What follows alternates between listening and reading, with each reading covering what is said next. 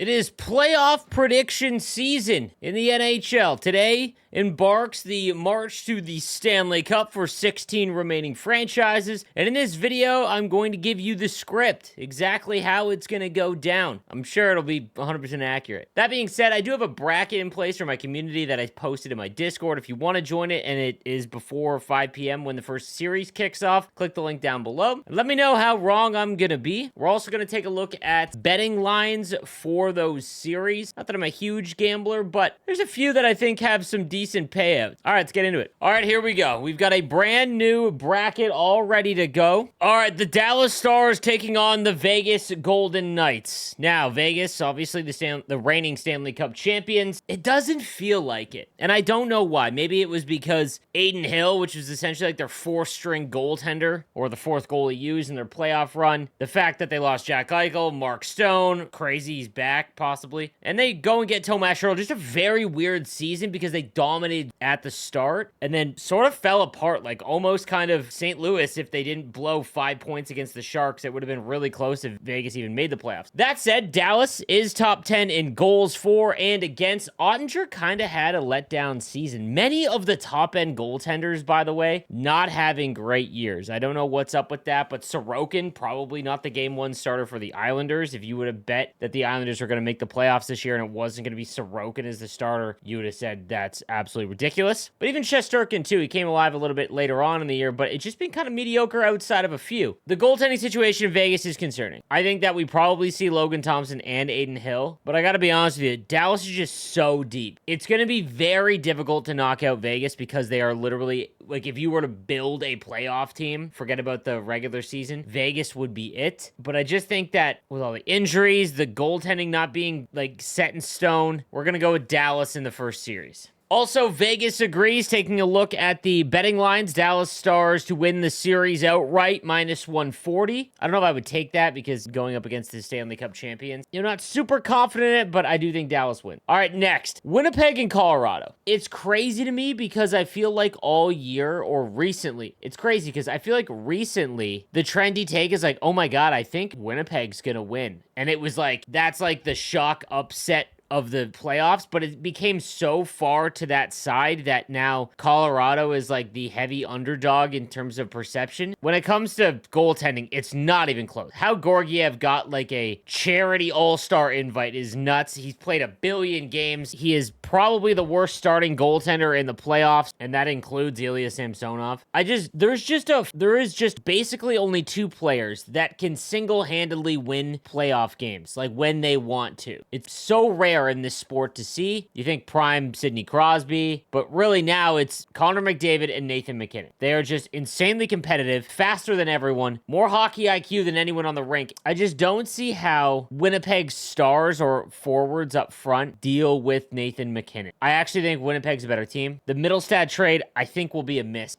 It just hasn't. They're trying to replace Kadri, and it just has not happened. The other thing is Hellebuck's playoff record and like stats in the playoffs, not as strong nearly as his regular season. I don't know. I just don't think that Colorado goes out that early. There's Cale Makar and Nathan MacKinnon still, and they can win a game by themselves, and they're going to have to. All right, on to Vancouver and Nashville. Vancouver really tried to ruin their season when Demko went down. Obviously, he's one of the best goaltenders in the league, and he did a great job before he got hurt and missed, I believe it was 14 games. I watched a lot of the games with DeSmith, and I think it just kind of boils down to that there wasn't Demko, and DeSmith just could never make a save. Demko's back, however, just got back. But Nashville is sort of giving like Vegas vibe. You've got a great playoff team. You've got a fantastic starter in UC Saros, a Norris defenseman in Roman Josi, and even Philip Forsberg having a career year. However, they also have guys like Ryan O'Reilly and McDonough, which are just like always like the highlighted guys when it comes to playoff time. I just don't see how they stop like multiple 100-point players. Like Vancouver's lineup is fantastic. It's Probably one of the better ones they're ever going to have. Obviously, peak Sedin's being that great era. If Demko plays even remotely like he normally does, I just don't see how Vancouver doesn't win the series. I do think Nashville gives them a run for their money, though. And then lastly, in the Western Conference, we've got Edmonton and LA. Not even bias against the Kings. I love the Sharks. I've been a Sharks fan for over 20 years now. Everyone knows I don't like the Kings. This is worst case scenario for the LA Kings. They are a great defensive team up front. Philip Deneau, Kopitar, like that's been well documented.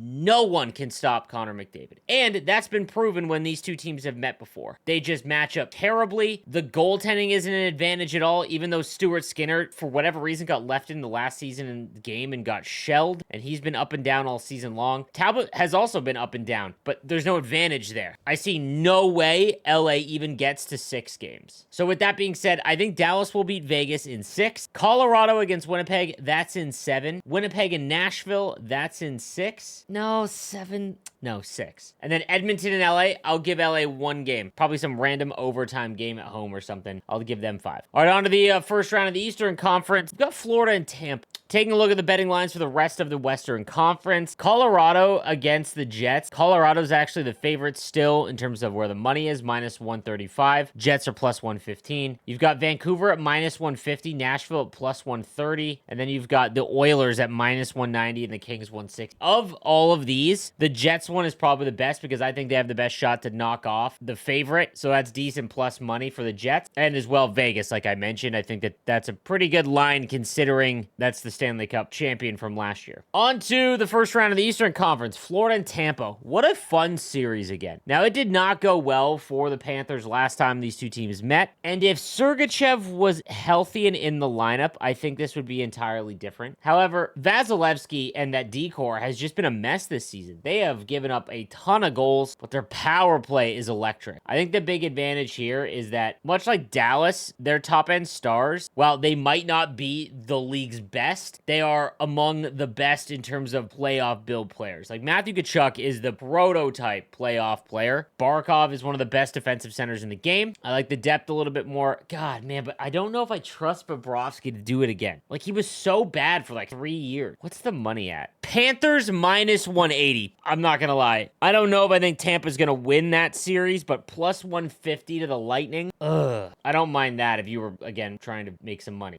I will go Florida, however. Boston, Toronto. Okay, obviously, I really want the Leafs to win. Well documented. My dad is a dire Leafs fan. I wouldn't have been invested in hockey. Probably wouldn't have my career if it wasn't for my dad's love for the Toronto Maple Leafs. So if the Sharks aren't involved, I love the Leafs. I've watched a lot of Toronto this year. And Boston pissing themselves to end the year is weird. On top of that, their offense is hella mediocre. Their power play is like ranked 15th as well. Where they really shine is just that goaltending duo, Ullmark and Swayman. Like, just straight up, not like, forget about history. If you were to look at Boston and Toronto's lineup, obviously there's an advantage to the Bruins in net as well as on defense, but that forward core is just so heavily favored towards the league. Like, yes, Pasternak is unbelievable, one of the best players in the league, but Marchand is a shell of himself, wasn't even a point per game player this year. Pavel Zacha and Coyle, your first two centers, like against Matthews and Tavares. It's just, the point I want to make is that these aren't your daddy's Bruins. This isn't Tuukka Rask, Zdeno Chara, Bergeron hopping over the boards. Pasta's going to score every game. So every game, it's automatically 1-0 Bruins. But in prior years, it was automatically 2-0 because Bergeron and Pasternak would both score every single playoff game. Toronto starts on the road, which I think is massive. I was at game 1 for Tampa last year. I spent $1,000 for nosebleeds, and they got absolutely pooped on because they are terrified to play in their own barn. This just has to be it. You know, I want to see the Leafs win so bad. I do. I think it's also good for hockey. But, like, if this doesn't work, you fired Dubas.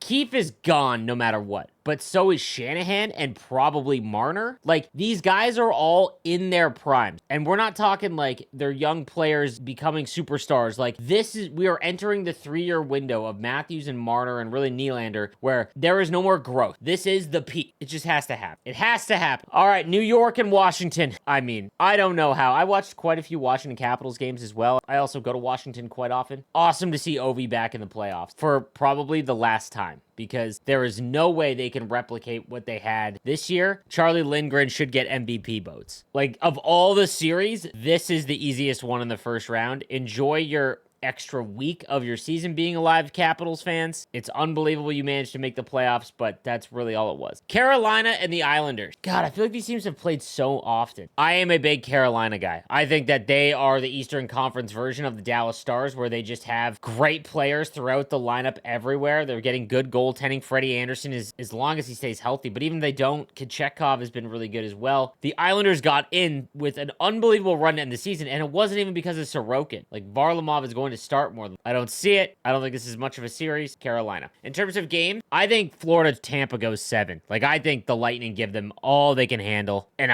to be honest, I actually wanted to take the Lightning. No, I'm not going to switch. Toronto, it has to be in 6, because if they go back to Boston in Game 7, whether they have a better team or not, and it's not like they have a much better team. I just think their forward core far and away is better, and hopefully they get playoff Morgan Riley. But if they go back to Boston in Game 7 and Pasternak fires a goal on early, Samsonov shits his pants, and then it's like, like they're over. It's done. All of the playoff demons, they'll fall apart. They will just heads down across the board. There's no win they win in a Game 7. So I'm going to say Toronto in 6. Rangers and Capitals, I know, like, here's the script. New York Rangers going to win the first 2 games. Game 3, quadruple overtime. Like, Lindgren is going to drag them. Like, they averaged 15 shots on goal a game and somehow made the playoffs. Like, it's absurd what they did. I want to sweep here, but I think it's actually kind of a crazier take to go 5. Carolina and the Islanders. Sweep. Maybe that's bullish. I know Carolina's had playoff failures in the past. They fail in the conference final. So let's not make them the Toronto Maple Leafs. Carolina does well early on. So there we go. All right, second round. We're going to go Dallas, Colorado. This is where I don't think Colorado has the ability to make up for the fact that their goaltending and bottom 6 just can't even come close to Dallas. We're going to take Dallas here. Edmonton, Vancouver. Don't let McDavid and Draisaitl get going. That'll be a great series. I'm going to take Edmonton, though. Florida, Toronto. I just don't see how Bobrovsky does what he did again. Like, let's be clear. Last year when they made the Cup final, it took a loss by the Pittsburgh Penguins to the Chicago Blackhawks to get in. They weren't good. But in hockey, all you got to do is get in. It's a very luck-oriented game. And then you need things to break right. And they've got a really good playoff build team, like Matthew Tkachuk, for example. And you need a goaltender, and your goaltender posting like a .980 save percentage goes a long way. I think, no, like I said, this just feels different because no one's talking about Toronto. Like, I'm from Southern Ontario, and I've never felt the vibes be so not exciting. This reminds me of, like, peak Sharks back when I was in, high school and, like, in college in the 2010s. Like, you just, after so many failures, you get, like, the regular season doesn't matter because you know they're going to make the playoffs, but then, like, I'm going to go Toronto over Florida. That's my homer take. I actually don't think that that's a good bet. I think that Florida will probably win, but nonetheless. Rangers and Carolina. Gonna be a great series. But give me Jake Gensel just being the perfect addition. Like, Carolina's team is so good. Like, up front, adding Gensel to Svechnikov, Aho, Necas, Seth Jarvis. On the back end, like, Slavin is a horse. And Brent Burns. Like, give me Carolina. Rematch of the 2003 conference final. Okay. Now, at the beginning of the season, I said Dallas would win the Stanley Cup. But part of me thinks that Edmonton getting back there, that McDavid just doesn't allow any more losses. And Dallas finds a way to lose series late. No, there's no way I can take skin. God, Dallas is just so deep. But Edmonton's got a really good, their decor, man. They don't have Heiskanen. Okay, now, bias aside, I'm not a lunatic, okay? As much as maybe this seems like I am. In what would be potentially the most boring to the casual hockey fan, Carolina against Dallas. Like, nightmare fuel for the NHL. Worse than Vegas, Florida, simply because at least Vegas was in there. You get Dallas and Carolina, and I have been to Raleigh. PNC Arena, awesome place. Love the tailgate vibes. Love Carolina. But you're the only ones that love Carolina. And Dallas, same situation. Like, this lacks the McDavid, McKinnon, Matthews, like someone that's like just above and beyond everyone else. But the team is so good. It's just, man, nightmare fuel for the NHL. Do I change my pick from the start of the year? No. Dallas. We'll go 35. There it is. There is the script. I feel actually pretty good about it. The one I'm most nervous about is Vancouver beating Nashville, to be honest with you. Let's take a look at the betting lines again for the first